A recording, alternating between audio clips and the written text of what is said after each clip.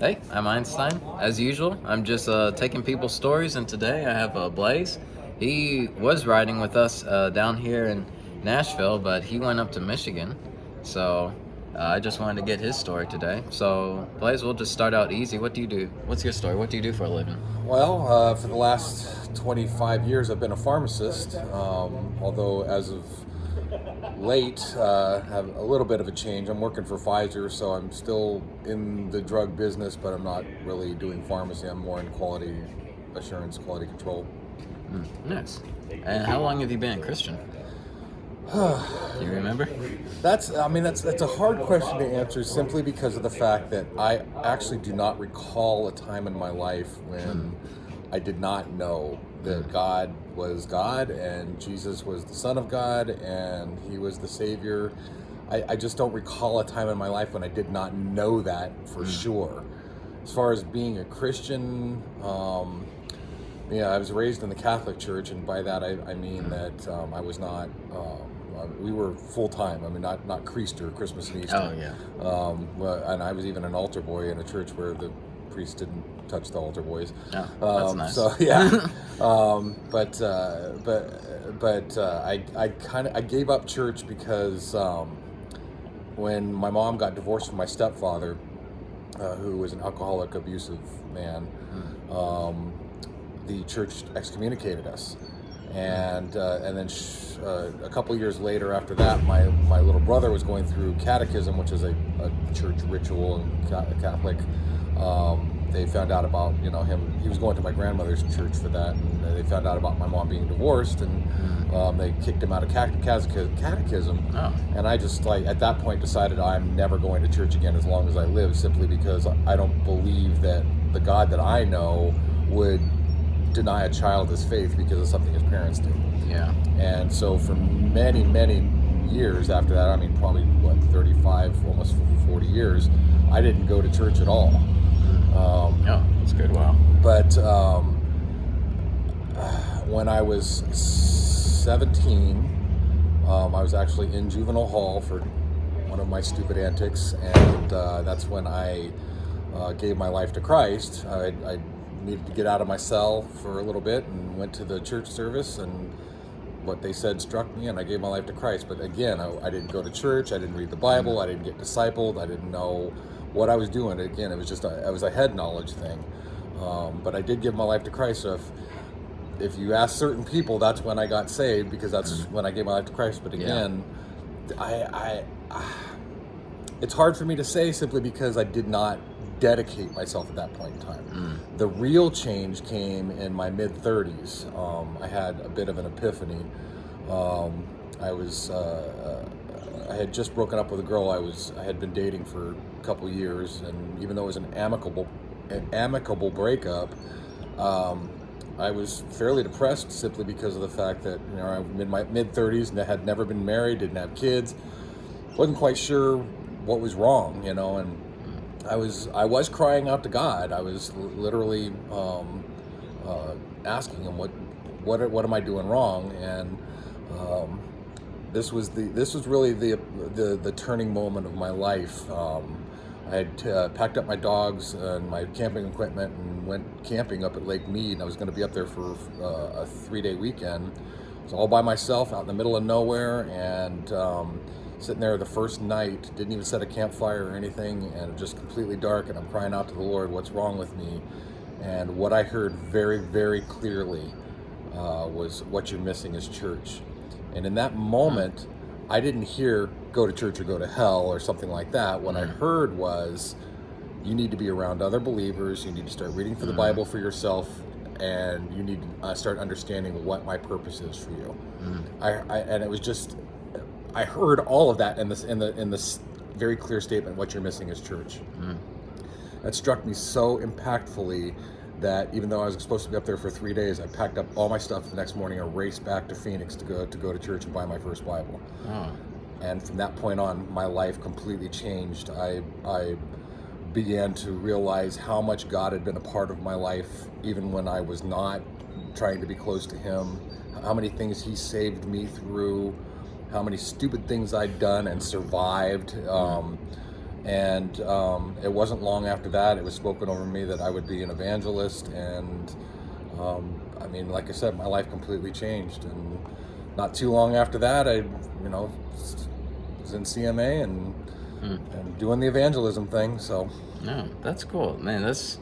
Gosh, there's a lot of parts of your story I find really interesting, especially like you saying you knew about God, but you didn't. You made a distinction between knowing God and giving your life to God, which I like because the speaker John Ogden yesterday even said that I think it was yesterday that even demons know about Jesus, Yeah, but right. that doesn't make them saved. So I like that. Yeah. And your journey like took you running towards church. Right. Like at first it like took you away from the Catholic Church, but you were feeling called to like find a real congregation of believers. So that's really cool that that's part of your story and that God was trying to bring people into your life. I like Yeah. that.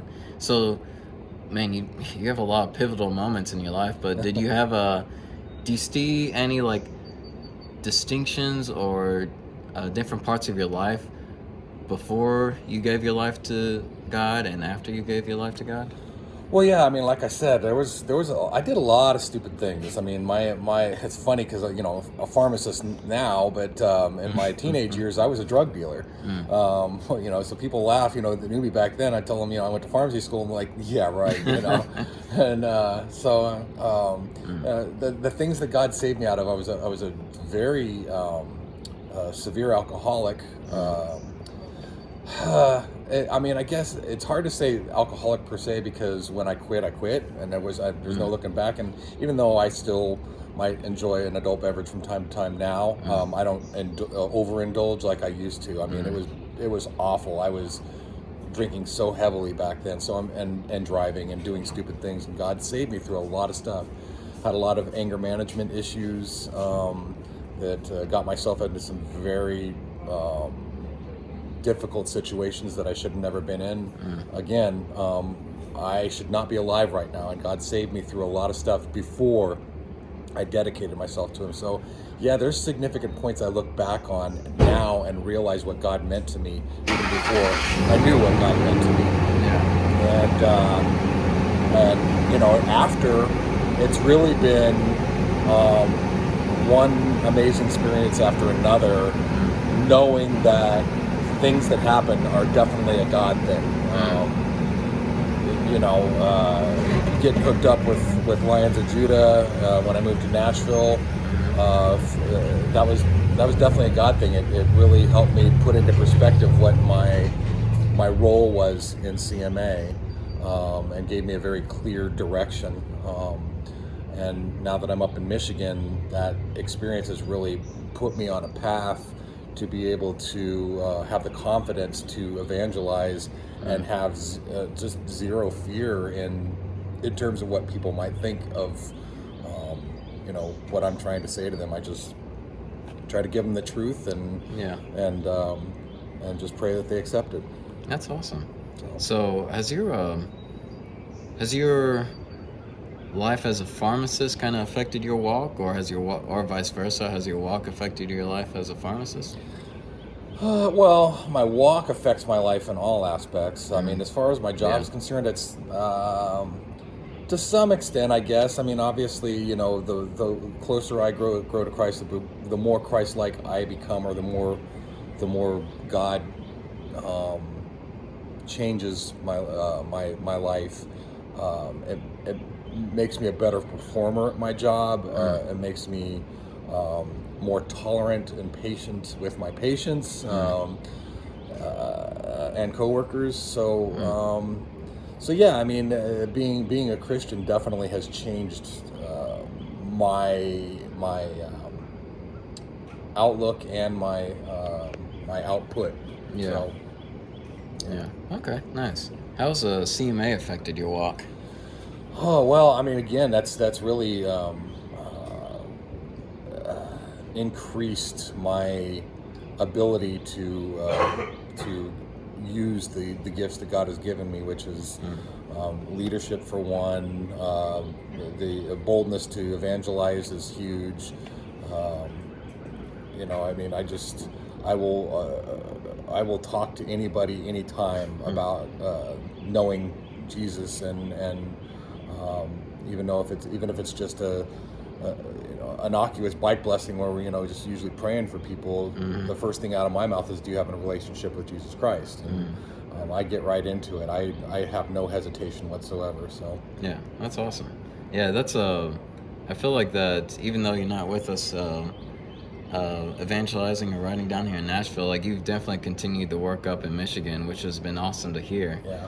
But like I don't know, I find it interesting that like you didn't quite find a group that you like to ride with as well, or like, but you keep on evangelizing. You go to bike nights, Yeah. you go to outlaw dinners, which you're like keeping up that evangelism. Like why like so it's not just because of LOJ, it's like something in your heart. Like why do you keep on doing that now that you're in a different state? Well, I mean, again, LOJ set me up to give me the confidence, but honestly, it is my calling in life. So the practice happened in Nashville, and the applying of the skills is happening in Michigan, and it doesn't really matter whether or not the chapter that I'm in Michigan is as active as the Nashville chapter or not. I have a calling, and I'm responding to God to do what I'm supposed to do, and I'm not really going to concern myself with what other people are or not doing or are not doing in terms of the ministry, because they'll have to answer for that. That's not my problem. Yeah. Not my job to monitor. You're responsible for your own business. Exactly. Yeah. Nice, I like that. Kind of on the lighter side, what's been your favorite bike so far? My favorite bike? Yeah, that Mine. you've ridden. Mine. Tell them what you ride. Well, I don't know who them is. I just act like there's an audience. Right. I ride a V-Star, and I started off on an 1100 back when I first started riding, and when I was ready to move on from that bike, I actually test rode several different bikes that there was some likes and some dislikes on each one of them. I won't really badmouth anybody because I get enough razzing for riding a rice burner myself. Yeah. But honestly, I the do Yamaha V-Star to me is the least maintenance, the smoothest riding. I have a 1300 now, and it keeps up when I need to keep up. I went on a ride with the Outlaws, and let me tell you, they ride hard. They're peg to peg at 100 miles an hour, so it's I bet. it's interesting. But I keep up when I need to keep up, and I maneuver when I need to maneuver, and it's all good. So yeah, my bike now is definitely my favorite. Yeah, I like the bike I have now too, from Grasshopper, but I definitely miss my Yamaha Starbolt too. Like it really picked up when it needed to, but it was just like low maintenance, just my size, everything. Okay. Oh, all right. I think that's about everything. Like, do you have any other like nuggets of wisdom you want to share before we end? I think that the thing that I'm looking at right now is just really be watchful of current events, because we're at the end of the fig tree generation, and never has it been more important than now to do what I'm doing as far as, for me. I mean, the last thing that Jesus said before he left the earth was go and make disciples of the nations. And to me, the last thing that somebody says is generally the most important thing. Yeah. So, so with it being truly closer to the end times than it ever has been, with watching the current events going on, end of the fig tree generation, one world religion, one world economy, people having rapture dreams left and right, more and more. And the Bible says in the end times, your old men will dream dreams. And all that stuff is going on. It just seems like it's even more important now than ever to do those final words that Jesus told us to do, because I am looking forward to going home and meeting all the people that maybe I didn't watch them give their life to Christ in my presence, but they'll come up to me and say, "I'm here because you planted a seed," and that's the most important thing as far as what we do. We're planting seeds, just being around these unbelieving people that we're around. and just having an influence on them, and hopefully we're showing them the Jesus that they never knew, because we're really the only church that they're ever going to see. Yeah, I like that. Yeah, usually they say it takes from anywhere between 10 to 20 people of someone, 10 or 20 people telling a person about Jesus before it finally like clicks for them. Mm-hmm. So like you might not be there, but like you as you said, you planted the seed, so you never know how much that affects a person. Right. So I like that. Right. All right, well, awesome. Well, thanks for giving your story. Yep. And be safe back up in Michigan. Look out for the cicadas. Yeah. But y'all stay blessed.